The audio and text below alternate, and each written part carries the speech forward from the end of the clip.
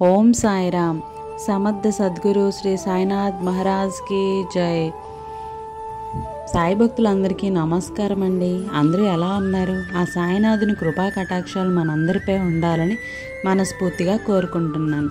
వీడియోలోకి ఈలోగా ఇంకా మన ఛానల్ ఎవరైనా ఫస్ట్ టైం చూస్తున్న వాళ్ళైతే వెంటనే సబ్స్క్రైబ్ చేయండి. అలాగే పక్కనే ఉన్న బెల్ ఐకాన్ని క్లిక్ చేయండి. బాబా గారి మాటల ద్వారా మన మనసులో ఉన్న ప్రశ్నలకి బాబా సమాధానం ఏంటో చూద్దాం రండి. ఓం సాయిరామ్. 226 ఈ నెంబర్ని కానీ నువ్వు తలుచుకున్నట్లయితే బాబా గారి సందేశం: నా భక్తుణ్ణి నేను ఎన్నటికీ పతనం కానివ్వను. నా 2 చేతులు చాచి నా బిడ్డలని ఆదుకుంటాను. నా భక్తుల్ని నేనే ఎన్నుకుంటాను. ఓం సాయిరామ్. 227 మట్టిలో ఎన్ని మలిన్యాలున్నా కూడా దానితో విగ్రహం చేశాక దానిలో మనకు నచ్చిన దైవాన్ని చూస్తాము. అలాగే మనిషిలో ఎన్ని లోపాలున్నా కూడా మనం ఎదుటి మనిషిలో మంచిని మాత్రమే చూడాలి. ఓం సాయిరామ్. 228 ఇది కేవలం విగ్రహం కాదు. నేనే ఇక్కడ సమాధి మందిరంలో కూర్చొని ఇక్కడ నుండి ప్రతి క్షణం నా భక్తుల కోసం పని చేస్తూనే ఉంటాను. నా సమాధి ఎవ్వరిని నిరాశపరచదు, అలాగే మిమ్మల్ని కూడా నిరాశపరచదు. నా సమాధి మీ జీవితంలో ఆనందాన్నే కలిగిస్తుంది. ఓం సాయిరామ్. 229 ఈ నెంబర్ని కానీ నువ్వు అనుకున్నట్లయితే బాబా గారి సందేశం: ఎవరైతే ఎల్లప్పుడూ నన్నే స్మరిస్తూ నన్నే నమ్ముకొని ఉంటారో వారికి నేను రుణగ్రస్తుడను. ఎవరైతే నన్ను ఎక్కువగా ప్రేమించదరో వారు ఎల్లప్పుడూ నన్ను దర్శిస్తారు. ఓం సాయిరామ్. 230 ఈ నెంబర్ని కానీ అనుకున్నట్లయితే బాబా గారు చెప్పిన మాట: బిడ్డ, ఈరోజు నీ పరిస్థితి చూసి రేపటి నీ స్థితి ఊహించకు. నిన్ను పుట్టించిన ఆ దేవుడు ఆ ఒక్క క్షణంలో నీ స్థితిని మార్చగలడు. నీ ధైర్యాన్ని ఎప్పుడూ కూడా కోల్పోకు. ఓం సాయిరామ్. 231 ఈ నెంబర్ని కానీ తలిచినట్లయితే బిడ్డ, నీవు నన్ను ఇప్పుడు నమ్మకపోయినా పర్వాలేదు, కానీ నీ జీవితంలో ఎప్పుడైనా నువ్వు ఆశలు కోల్పోయే సమయం ఎదురైతే నీ కొరకు నేనున్నా అని మరువవద్దు. నా వద్దకు వచ్చినచో నేను నీ ఆశలను నిలబెట్టి ఆపై నీ జీవితమును తిరగరాస్తాను బిడ్డ. ఓం సాయిరామ్. 232 ఈ నెంబర్ని కానీ నువ్వు తలిచినట్లయితే దైవలీలలు అర్థం చేసుకోవటం కష్టం చూడు. నిజంగా నేను ఏమీ చేయించను లేదు. చేసేవాడు అనంతుడు ఒక్కడే. నేను దేవుడిని కాను, ఈశ్వరుడిని కాను. నేను వారి దీనుడైన సేవకుడును. ఎల్లప్పుడూ వారిని స్మరిస్తాను. ఓం సాయిరామ్. 233 ఈ నెంబర్ని కానీ నువ్వు అనుకున్నట్లయితే బాబా గారి సందేశం: జీవితం ఒక ప్రయాణం. అందులో ఎన్నో సమస్యలు, ఎన్నో సంతోషాలు, ఎన్నో బాధలు, ఎన్నో పరిచయాలు, ఎన్నో అనుభవాలు అన్నీ కలిపితేనే జీవితం బిడ్డ. ఓం సాయిరామ్.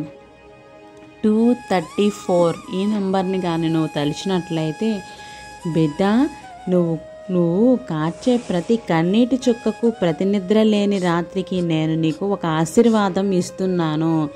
తల్లి, నువ్వు ఏదైనా ఒక సమస్యతో బాధపడుతున్నావో అతి తొందరలోనే దాని నుండి నువ్వు బయటపడతావమ్మా. ఓం సాయిరామ్. 235 ఈ నెంబర్ని కానీ నువ్వు తలిచినట్లయితే ఖచ్చితంగా నీకు బాబా గారిచ్చే మంచి మాట: బిడ్డ, కాస్త ఓర్పు సహనంతో ఉండు. జీవితం నీకు చాలా పాఠాలను నేర్పుతుంది. ఓర్పు ఓటమెరగదు, సహనంతో సాధ్యం కానిది లేదు. ఈ 2 ఉన్నవాళ్ళు జీవితంలో ఎప్పటికీ ఓడిపోరు. ఓం సాయిరామ్. సమర్థ సద్గురు శ్రీ సాయినాథ్ మహారాజ్కి జై. అలాగే సాయి భక్తురాలైనటువంటి ఒక భక్తురాలు తన జీవితంలో బాబా గారు చేసిన లీలల గురించి మనకి ఈరోజు ఒక కథ రూపంలో తెలియచేశారు. ఆ కథ ఏంటి అన్నది విందాం. ప్రతి ఒక్కరూ కూడా కామెంట్ సెక్షన్లో ఓం సాయిరామ్ అని లేదంటే సమర్థ సద్గురు శ్రీ సాయినాథ్ మహారాజ్కి జై అని కామెంట్ అయితే చేయండి. రైలు ప్రమాదం నుండి తన భక్తుణ్ణి రక్షించిన బాబా లీల.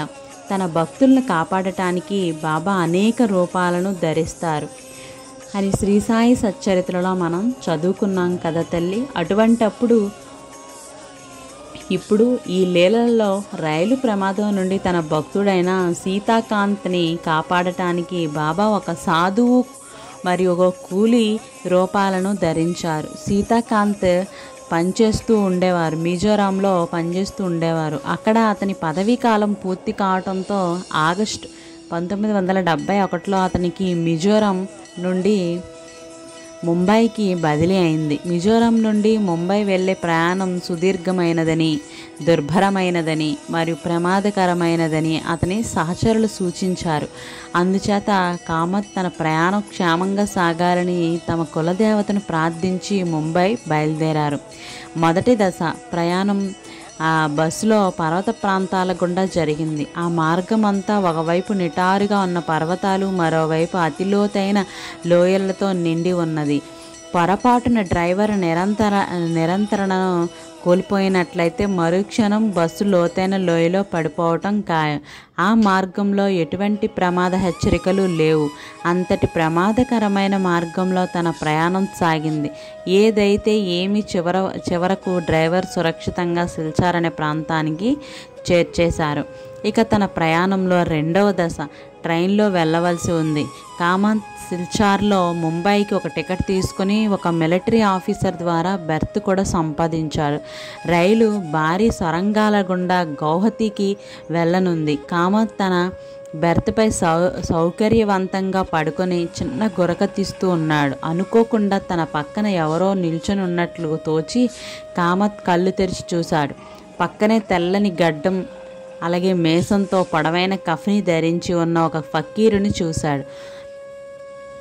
ఆ ఫకీర్కి సుమారు 55 సంవత్సరాల వయసు ఉన్నట్లు ఉంది. అతడు హిందీలో, బాబూజీ ఇక్కడ దిగి నగరాన్ని, కామాక్షి దేవాలయాన్ని సందర్శించండి అని చెప్పి కనుమరుగైపోయాడు. ఇప్పుడు కామంత్ ఒక పెద్ద గందరగోళంలో పడ్డాడు. ఇప్పుడు ఇక్కడ దిగిపోతే మొత్తం లగేజీ ఎక్కడ పెట్టాలి? మళ్ళీ మరో రైల్లో ప్రయాణించాల్సి వస్తుంది. ఒకవేళ టికెట్ పొందలేకపోతే అని సందిగ్ధంలో పడిపోయాడు. ఇటువంటి స్థితిలో ఉన్న కామత్కి స్టేషన్లో రైలు నిలిచి వద్దని కూడా తెలియదు. ఇంతలో ఒక కూలీ వచ్చి అతని ముందు నిలబడ్డాడు. ఆ కూలీ అచ్చం అంతకు ముందు కామత్ చూసిన ఫకీర్ లాగానే ఉన్నారు. కాకపోతే బ్యాడ్జీ ఉండే రైల్వే కూలీలు ధరించే ఎర్రని యూనిఫామ్ ధరించి ఉన్నారు. అతని బ్యాడ్జీపై 389 అనే నెంబరు కూడా ఉంది. ఆ కూలీ వేగంగా కామంత్ సామాన్లన్నీ తన చేతిలోకి తీసుకొని పదండి అని అన్నాడు. కామంత్ ఏదో ఒక మైకంలో అతన్ని అనుసరించాడు. సామాన్లన్నీ కూడా క్లాక్ రూమ్లో డిపాజిట్ చేసి కూలివాడు అదృశ్యమైపోయాడు. తర్వాత కామంత్ స్నానం చేసి టీ తాగుతూ ఉండగా ఇంతలో అతను దిగిన రైలు కొన్ని మైళ్ళ దూరం వెళ్ళిన తర్వాత ఒక ఘోర ప్రమాదానికి గురైందని విని నిర్ఘాంతపోయాడు. దురదృష్టవశాత్తు ఆ ప్రమాదంలో అనేక మంది ప్రయాణికులు తమ ప్రాణాలను కోల్పోయారు. మరికొంతమంది తీవ్రమైన గాయాలు పాలయ్యారు. తనని రైలు నుండి దించి ఉన్న జీవితాన్ని కాపాడినంత ఆ కూలి గుర్తుకొచ్చి అతని కోసం వెతకడం ప్రారంభించాడు. కానీ అతనెక్కడ కనిపించకపోవడంతో స్టేషన్ మాస్టర్ వద్దకు వెళ్ళి బ్యాడ్జీ నంబర్ 389 గల కూలీ గురించి అడిగాడు. స్టేషన్ మాస్టర్ ద్వారా ఆ బ్యాడ్జీ నెంబర్ గల కూలీ ఎవరూ లేరని, అసలు ఆ నెంబర్తో బ్యాడ్జీయే లేదని తెలుసుకొని ఆశ్చర్యపోయాడు. మరుసటి రోజు అతను నాసిక్ చేరుకున్నాడు. వెంటనే అతనికి షిరిడి సందర్శించాలని తీవ్రమైన ప్రేరణ కలిగి అక్కడ నుండి నేరుగా షిరిడి చేరుకొని సమాధి మందిరంలోకి వెళ్ళాడు. సమాధి మందిరంలోని బాబా విగ్రహాన్ని చూసి అతను ఎంతగానో ఆశ్చర్యపోయాడు. ఎందుకంటే ఆ మూర్తి తన జీవితాన్ని కాపాడిన ఫకీరు మరియు కూలిని పోలి ఉంది. ఆ రూపాలలో వచ్చి తనను కాపాడింది బాబానే అని అర్థమై కన్నీళ్లతో బాబాకు మనసారా కృతజ్ఞతలు తెలుపుకున్నాడు. ఓం సాయిరామ్. బాబా గారి లీలలను మరెన్నో ఉన్నాయి.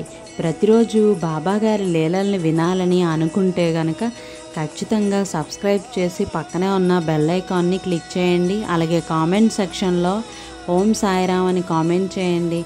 అలాగే సాయి భక్తులకి ఈ వీడియోని షేర్ చేయండి. లైక్ చేయటం వల్ల మరికొందరు సాయి భక్తులకి ఈ వీడియో అనేది చేరుతుంది. అలాగే బాబా గారు చెప్పిన ఒక మంచి సాయి సందేశం ఏంటి అంటే, మహాత్ములను తోలనాడి అగౌరవంగా మాట్లాడే వారి సాంగత్యానికి దూరంగా ఉండు బిడ్డ. ఓం సాయిరామ్. రేపటి సాయి వాక్కుతో మళ్ళీ కలుద్దాం. సర్వే జన సుఖినో భవంతు. Thank you for watching.